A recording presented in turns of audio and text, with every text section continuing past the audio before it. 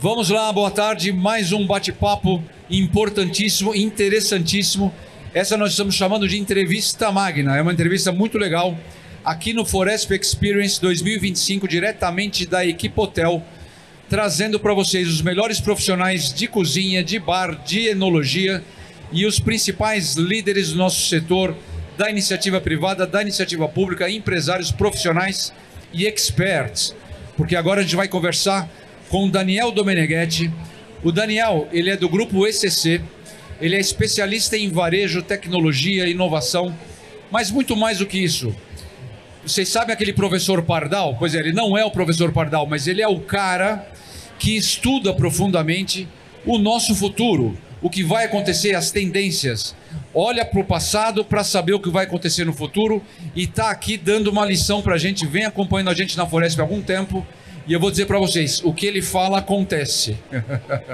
Essa é boa. O que eu falo acontece não. Mas primeiro, obrigado, Enio. Obrigado ao Edson, ao pessoal Foresp como um todo. É um prazer estar aqui de novo. A gente vem percebendo claramente as transformações e elas não vão parar. Daniel, o nosso setor é formado aí cerca de 95% mais ou menos de micro e pequenas empresas. Nós temos as grandes empresas, mas a grande maioria, principalmente alimentação e pequenos hotéis, pequenos negócios. E tem várias coisas que afligem o nosso setor, né? Uma delas é a mortalidade do setor, né? Das empresas, né? Quer dizer, as empresas vivem em média aí 3,9, 4 anos. Muitas passam disso, mas muitas têm dificuldade. E o mundo se transforma o tempo todo, né? Cada vez mais com velocidade cada vez mais rápida. E é difícil para essas empresas acompanharem essas mudanças e transformações. Tem várias frentes aí que a gente vai entrar aqui no assunto. A conversa hoje é mais longa, mais profunda. Tem vários assuntos que a gente vai entrar.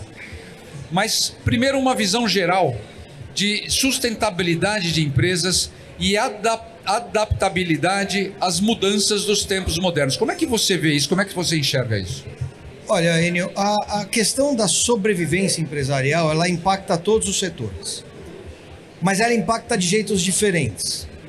E esse é um ponto-chave. O setor de alimentação, por exemplo, restaurantes, bares, de lazer, entretenimento, é o que a gente, em inovação, chama de setor pulga, ou setor mosca. O que é isso? É aquele animal que tem a vida inteira em um dia de uma vida do ser humano. Ou seja, toda a vida do animal é 24 horas. Então, esse é o tipo do setor que ele já é configurado por um processo de seleção natural agressivo. É da natureza do setor. Em alguns casos tem a ver com escala, outros casos tem a ver com qualidade, mas a sobrevivência, ela não é necessariamente fruto apenas da competência. A natureza do setor promove a morte das empresas. E aí, por quê? Porque é um setor altamente vinculado à opinião, percepção e aprovação de outro ator, no caso, o consumidor. E o consumidor, para esse tipo de produto e serviço, é menos fiel e mais volúvel. E é o tempo todo, isso não é de hoje não, ele é o tempo todo bombardeado por novas oportunidades. Tanto é que a gente, se for olhar para os últimos anos, a gente vem pulando de ondas em ondas. A onda do sushi, a onda da paleta mexicana. Aí o sushi já não é mais a onda, agora a onda é do temaki. Você vai procurando formas de continuar produzindo mais uma mosca, mais uma nova onda de sobrevivência. Mas, no geral, é um setor que poucos passam da taxa média de mortalidade, porque você tem a primeira taxa média e a segunda taxa média, o que faz com que a primeira média não seja média. Porque depois desses 4 anos da primeira taxa média, você tem uma outra taxa média, quando você olha desde o começo num espaço maior, que é o 7º ano, que aí a taxa de sobrevivência padrão, com sucesso, não passa de 5%. Então quem vai entrar nesse setor tem que saber que a maior probabilidade é a morte.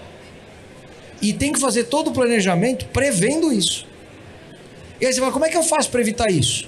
Bom, primeiro, entender que você tem uma oferta que ela é exclusiva, mas ao mesmo tempo desejada. E não circunstancial, perene. Porque se ela é uma oferta de ocasião, passou a ocasião, acabou a oferta. Depois, que você tenha um diferencial de qualidade ou de proposta que é suficientemente percebido e relevante. E terceiro, que você tem condição e estômago para suportar os períodos difíceis. Agora, você falou que não depende somente da competência, né? Puxa, o camarada tá lá, se prepara, vai buscar apoio, consultoria, ou quem pode, né? Porque tem gente que nem consegue isso nesse ponto. E aí ele fala, eu fiz tudo que eu podia fazer. E fez. E não deu certo. Exato. E tem muita gente que fala assim, tem um fator X do acaso, né? Mas é o isso? acaso é justamente a natureza do business. Não é acaso, é a natureza. Você não pode esperar que uma rosa que está tirada da roseira sobreviva 45 dias. Então, a forma de você desenhar o teu modelo de negócio tem que levar em consideração a natureza. Já que eu vou entrar num business de altíssima mortalidade, o que é que eu devo ter, fazer e ser, que é mais do que... Conversa com esses caras, conversa, óbvio. Os caras trabalham pra caramba. Vara à noite. Boa noite. E põe o dinheiro da família, e tira de aplicação, e acredita no próximo mês, e vão recuperar. Você vai falar de pizzaria. O Brasil tem uma pizzaria por centímetro cúbico, não é por esquina. É delivery. Hoje, com as mega organizações de delivery, isso já deixou de ser um diferencial, virou, na verdade, uma concentração. Uma commodity conglomerada, concentrada. E eu não entrei nem no processo de substituição, que são as big techs e as novas formas de entregar e fazer entretenimento, por exemplo, alimentar. Mas você está dizendo o seguinte, quer dizer, o empresário faz o seu planejamento pensando nisso, pensando que ele vai ter que em algum momento mudar. Ele faz a mudança salva o empresário? Depende. Às vezes a tradição salva o empresário. Às vezes a consistência salva o empresário. Por que a Castelões, para pegar um exemplo, está aí? Ou Guanabara? Guanabara. Ou... Então você tem... Por que uma rede como o McDonald's se estabeleceu e uma rede como o Wendy's, que é o McDonald's ao quadrado B, veio para o Brasil e ficou 6 meses. Sei lá quanto tem. O que faz um... Então, não é necessariamente dinheiro, não é necessariamente competência, não é sequer necessariamente qualidade. Pergunta quantas casas de massa, nós estamos em São Paulo, de altíssima qualidade não existem mais. Às vezes é preço mais região, às vezes é preço mais região mais diferencial. O que eu estou dizendo aqui? Que se você não conhecer a selva que você está, você não sabe que bicho você é. E aí você não tem todos os instrumentos, todas as chances que você teria de sobrevivência. Quer dizer, tem saída. Claro que tem. Mas o empresário, ao planejar esse tipo de entrada num setor desses, de alto giro, setor mosca, ele não pode presumir que só trabalho duro, caixa e boa qualidade é suficiente. Fora os problemas específicos de Brasil, mão de obra, capacitação, legislação trabalhista, consistência e competência dos fornecedores, confiabilidade, fora taxa de juros, fora tudo isso. Então percebe, é um exercício heróico, mas de altíssima sensibilidade e inteligência. Você falou num item que é muito importante para nós. Você falou de mão de obra, né? Isso. E a gente está num momento aí, treinamento, capacitação, falta mão de obra qualificada no mercado. Antigamente faltava mão de obra qualificada, hoje falta mão de obra, né? Exato. E aí, todas as tecnologias aí, as IAs, né, invadindo tudo. Eu já ouvi falar até de IAs substituindo... Eu tô vendo um monte de robô aqui. Um monte de robô aqui circulando, exato, né? Demonstração de robôs que fazem limpeza, fazem entregas, etc. As IAs substituindo, inclusive, diretorias, né? Como é que é o impacto? O que esse empresário tem que pensar em relação à IA, a implantar? Gente saindo implantando, mas não sabe o que está fazendo, gente que nem sabe o que é. Tem 2 tipos de tendência. 3, vai. Tem a tendência pontual. É aquela loja que vende material de Natal, de enfeite de árvore de Natal, de novembro a dezembro. É necessário, mas é circunstancial. ou aquela que vende o que tá pegando esse mês. É o boné do filme que acabou de estrear, mas daqui a 3 meses não existe mais o hype desse filme. Esse é o primeiro grupo. Você entrou, maximizou tua posição ali, tirou o que deu e sai. O segundo tipo de inovação, esse é mais novidade do que inovação. O segundo tipo de inovação está vinculado à inovação forjada, uma inovação empurrada. E aqui, sem qualquer demérito, analisemos o caso do veganismo. O veganismo não é natural do ser humano. O ser humano é carnívoro. O veganismo é uma corrente organizada a partir de uma série de conceitos e ativismos que definem um novo jeito de ver o mundo, de viver a vida e tal. O ser humano médio não aderiu a isso em escala. O que nós estamos enxergando hoje?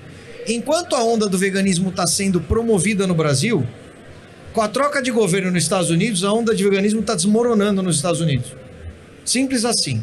Porque quando o governo é democrata, você tem um estímulo muito maior do que quando o governo é republicano. Essa é a segunda forma de olhar para a inovação. Eu acredito naquilo e vou inovar a partir daquilo, mas quem diz que a tua crença é suficientemente... É sustentável, né? E o terceiro é o que você citou, que é inexorável. Cara, não tem o que fazer, a IA vai acontecer. Simples assim, não tem o que fazer. Tudo que é mais fácil, mais rápido, mais barato e mais disponível ganha do que não é. Então, se eu arrumar uma máquina que é mais rápida, mais fácil, mais disponível, mais do que um ser humano, pela lógica do bolso, presumindo legislação, que obviamente pode ter legislação que proíba, mas presumindo legislação livre, pela lógica do bolso a substituição acontece. Sabe quem está na berlinda? Não é só garçom, camareira. Quem está na berlinda é cirurgião, é advogado, médico. Tudo que um algoritmo ou uma mão mais precisa, que é um braço digital, tecnológico, possa produzir, se o custo for eficaz, se o custo for razoável, pela lógica do bolso, a menos que haja uma intervenção, e para essa intervenção acontecer precisa ter um conluio, no bom sentido da palavra, geral da sociedade, de atrasar a evolução para aqueles que entendem isso como uma evolução, em prol da sociedade, do ser humano médio, mas é uma corrente que vai brigar com quem põe dinheiro nesse avanço tecnológico, nesse avanço... Então é uma briga bem crescente que a gente vai enxergar daqui para frente. Agora, a gente está acostumado e a gente sabe que o nosso setor é um setor que gera muitos empregos e é um setor que depende muito de mão de obra humana, né? Do atendimento, a hospitalidade, o serviço, etc. A gente vê as tecnologias, as IAs, entrando na gestão, na administração, na facilitação dos processos administrativos. E você falou agora, não só garçom, você falou outras profissões, mas no nosso setor você falou garçom, camareiro, etc. Esse serviço operacional, a tecnologia vai substituir ou é uma coisa que a gente vê lá no Japão, o robozinho entregando, ou algumas experiências que a gente tem? Quer dizer, qual é o impacto real disso? Quanto tempo? Como é que... Agora é um exercício de futurologia mesmo? Quer dizer, como é que parece que eu dei um arrazoado de más notícias expondo a realidade objetiva do setor. Por isso você está aqui, é isso aí. Mas vai para Itália. Por que aquele monte de restaurante que vende macarrão, um do lado do outro, com aquelas tiazinhas que brigam há 50 anos em família, estão todos de pé? Porque foi o que eu disse, existe um componente nesse setor, nesse nosso setor aqui, que tem a ver com a experiência humana, que jamais vai ser substituído. Não vai. Não vai.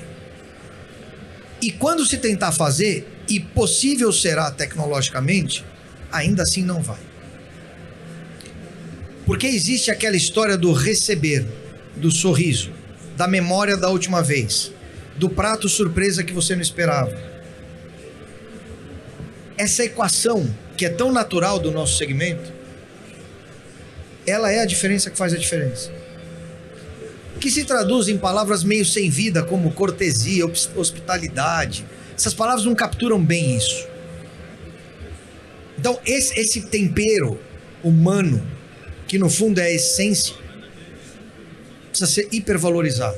O tal do CX, Customer Experience, ele não é um algoritmo.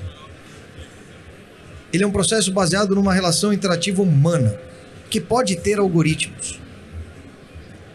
Em alguns lugares, em algumas culturas, em alguns setores, a substituição poderá ser completa, porque afinal de contas, você não precisa muito disso para trocar um pneu. Mas nesse nosso setor isso é chave.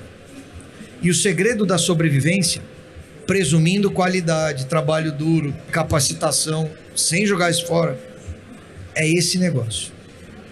Agora, você está falando também de uma questão que é muito importante, que é a identidade, né? Que é você construir algo que tenha um peso identitário, marca e tudo mais que vem junto disso, capaz de sustentar a percepção do seu negócio. Porque, claro, você mais tem que hoje percepção, vínculo.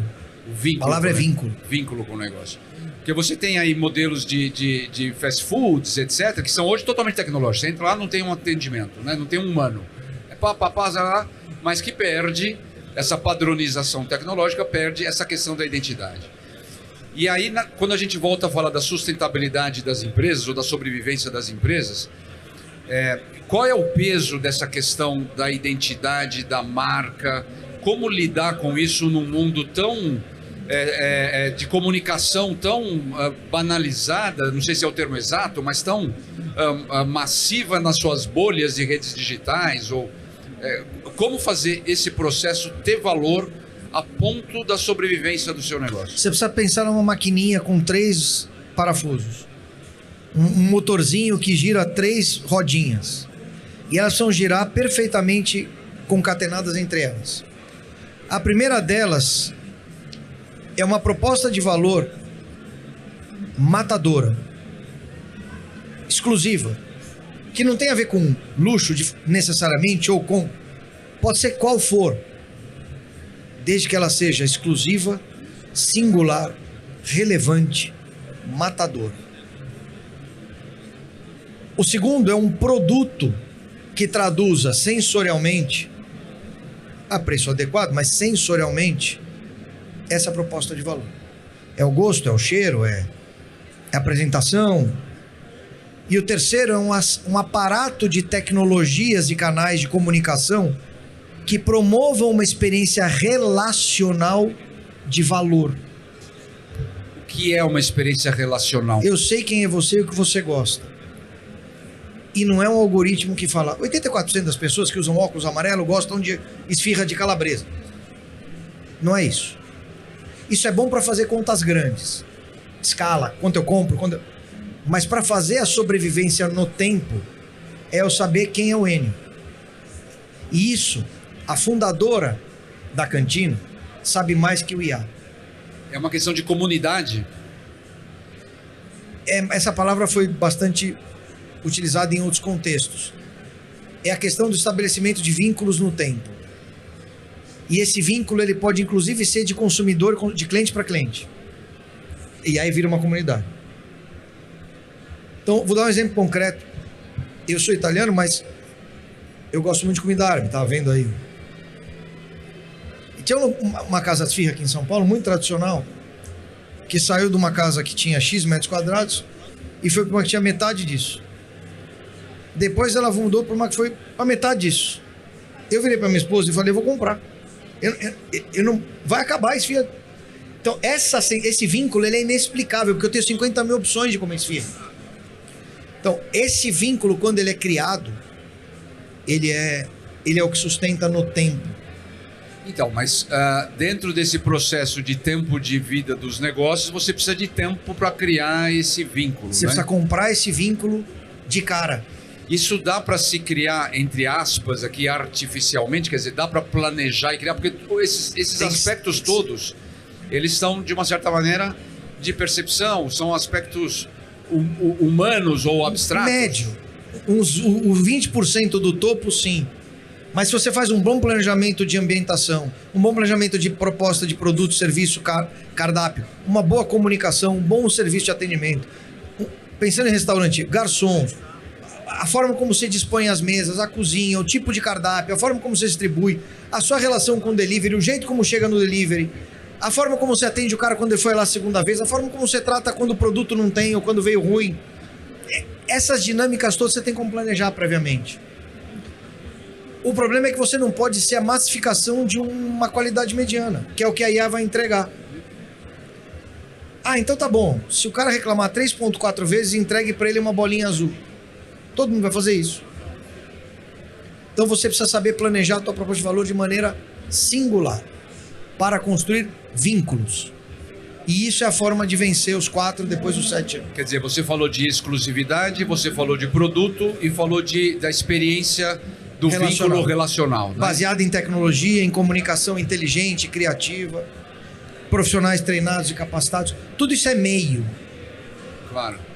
Agora, por outro lado, você tem que lembrar que você é uma mosca numa selva e que você quer sobreviver mais. E mosca aqui, de novo, não é demérito, é a natureza do setor. Tá certo? Esse é o nome técnico que se dá. É só olhar para o livro do Clayton Christensen, o Innovator's Dilemma, que você vai ver lá. O business, ele tem uma engenharia interna que o leva à morte rápida porque o ecossistema o mata. Ou porque tem muita gente, ou porque tem muito competidor, ou porque o produto não é longevo, enfim. Então eu preciso criar artifícios que me evitem entrar nessa dinâmica de mortalidade. E aí você tem o seguinte, né? Levando isso em consideração, tem uma outra coisa que o empreendedor tem que definir, ou o empresário tem que redefinir, que é acompanhar um pouco as mudanças comportamentais da sociedade em geral, que impactam no modelo de negócio. Então, assim, uma visão sobre modelo de negócio, tudo isso que você falou agora, e comportamento das novas gerações, o que vem por aí comportamentalmente, quer dizer, essa transformação nesse sentido. É uma outra equação maior, né? Maior. Essa equação do modelo de negócio, a gente chama de flying wheel. Roda que gira exponencialmente. Você precisa ter um flying wheel que concatene todas essas coisas, que é o teu modelo de negócio. Teu motorzinho de crescimento. Como é que eu escolho, como é que eu desenho o meu modelo de negócio? Ah, eu quero vender refrigerante. Tá bom. Eu tenho condição de fazer um refrigerante? É um refrigerante que é igual aos outros ou é diferente dos outros? Alguém vai querer comprar esse refrigerante? Por que não comprar ele dos outros? Mas eu entendo o setor de refrigerante, eu sei como distribui, eu sei como é... Então, para olhar esse... E aí eu cheguei em todas as respostas e o melhor que eu consegui é um modelo que tem outros 44 quadros que faz igual. Então, eu preciso engenheirar um modelo de negócio que seja brutalmente melhor que o dos outros. E para isso eu vou lançar mão de tecnologia, mas não só. Então, primeiro, eu preciso entender do setor macro. Tamanho do setor, potencial de crescimento. Segundo, eu preciso entender quem oferta, quem concorre, quem pode me ajudar, quem pode me matar. E quem pode me substituir. Hoje o delivery substitui boa parte das... E quando você olhava a concorrente, você tinha uma pizzaria, você olhava pro cara da pizzaria do lado. Agora vocês dois estão olhando pro delivery. Que transformam você só num provider de disco de pizza. Então, eu já entendi essa equação. Terceiro, quem consumiria meu produto? Por que consumiria e por que não consumiria? Quem poderia vir consumir? Quem jamais consumiria? Qual é o driver? Quais são as motivações? Quarto, quem influencia quem consome meu produto? Isso faz uma baita diferença. Porque boa parte dos nossos consumos são suscetíveis. Cara, você já foi não sei aonde? Indicação, recomendação. Sai uma crítica horrorosa numa rede social dizendo que tem uma barata acabou. Não faz diferença se tem a barata ou não. Nenhuma. A gente brincou no passado da onde vem tanto pistache, né? Tava começando a onda do pistache.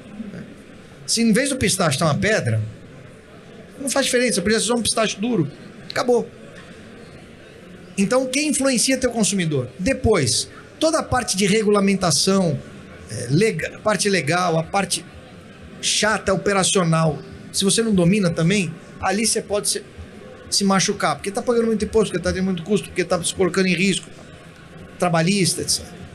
Quinto, ou sexto, quais são as tecnologias que podem me ajudar? Ou que podem me tornar irrelevante? E por último, o tempero. Tempero. Isso que eu falei. A identidade que é só... Esse modelo, ele precisa ser engenheirado de um jeito matador. Ou seja, se eu sou um tigre e tô no mangue, cara, o jacaré é maior que eu. Agora, se eu sou um tigre e tô na floresta, o jacaré não vai pegar nunca.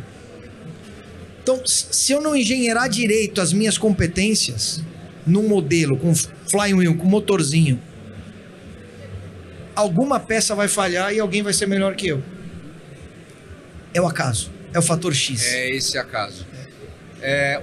Um segmentos nossos aí... Acaso foi a pandemia, isso é acaso. Isso é acaso, né? Um dos segmentos nossos, para exemplificar um pouco isso, só para colocar, está passando por uma transformação, e a gente comenta muito sobre isso, o comportamento do cliente da noite. De bares, casas noturnas, etc. Mudou muito. Tem sido falado recentemente bastante aí na mídia. O que é isso que está acontecendo? A própria definição de noite mudou, né? Na nossa geração, noite tinha uma finalidade. Você sair à noite tinha uma finalidade. Hoje, o sair à noite, ela carrega um pouco da finalidade histórica, mas não é mais só essa finalidade histórica. Então, por exemplo, sair para jantar. Há 20, 30 anos atrás, os restaurantes ficavam abertos até as 2 da manhã. Hoje não ficam mais. As pessoas saíam para jantar e para ir numa palavra que ninguém fala mais, numa boate do tipo gallery. Esse tipo de experiência não existe mais. A comunidade da noite não é mais uma comunidade. Então você acaba... E outra coisa, você tem a substituição do conforto do Netflix. Eu não vou sair, vou pedir em casa. Então o consumidor da noite hoje, ele tem sempre aquele notívago, mas esse aí é o cara que vai estar 11 da noite, 2 da manhã no bar. Sempre vai ter. Sempre vai estar. Mas cara sustenta 2 bares, não sustenta uma cidade. E também tem o circunstancial, o cara que viajou, desceu para comer uma coisa, mas a semana que vem não vai estar aí.